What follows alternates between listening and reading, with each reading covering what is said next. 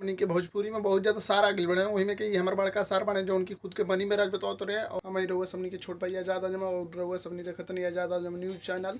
बहुत लोग के कहा नाम रहा कि भैया थोड़ा सा ई डाउट बा कि मनी मेराज हवन की कुछ अदर हमन और जाने खातिर रउआ सबनी ई वीडियो अंत तक देखम। हमनी के भोजपुरी में बहुत ज़्यादा सार आ गइल बड़े वही में कि हमार बड़का सार बने जो उनकी खुद के बनी में राज बताओ तो रहे और अक्षरा सिंह जी से प्यार हो गइल बा उनकरा पे बहुत सारा गाना भी गावत रहे और उनकरा ऊपर कुछ इशारा भी करता ना। तो देखा भैया हमार कहे कि मतलब ई बा कि थोड़ा सा मनी महाराज के शक्ल का मिल गई तो तू खुद के मनी महाराज ना हो जीबा, पहले खुद के अंदर टैलेंट उत्पन्न करा, ठीक बा।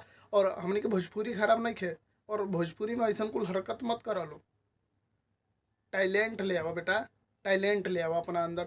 भैया रउआ सबने भैया सबसे पहले ई वीडियो देखी ये मैं कहत का बना गालों ने काले काले बालों ने अक्षरा सिंह के प्यार में हो गया हम मतवालों में। ना भैया अभी आगे इनकर कुछ और हरकत बा जैसे कि वहाँ के कुछ फलांग किस देता ना तो और मेरी जाने मन और मेरी जाने जिगर Akshara Singh I love you.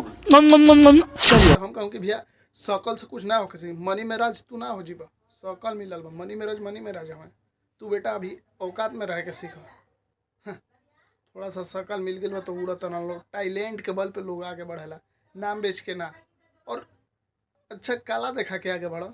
Akshara Singh से प्यार करते हैं ये साले, तोरा औकात बा अक्षरा सिंह से प्यार करे के? हाँ कुछ बोले से पहले समझ सा क्या बोला तरह।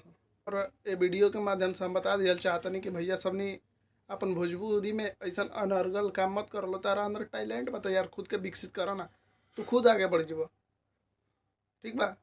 और अक्षर सिंह कहाँ बदनाम करते रहो यार, वहाँ के भोजपुरी के शेरनी गिनाली शेरनी, ठीक बा। तो ऐसा कुल गलत काम मत कर लो। तो भैया रउआ सबनी के कैसन लगा वीडियो ई कमेंट करके जरूर बताएं।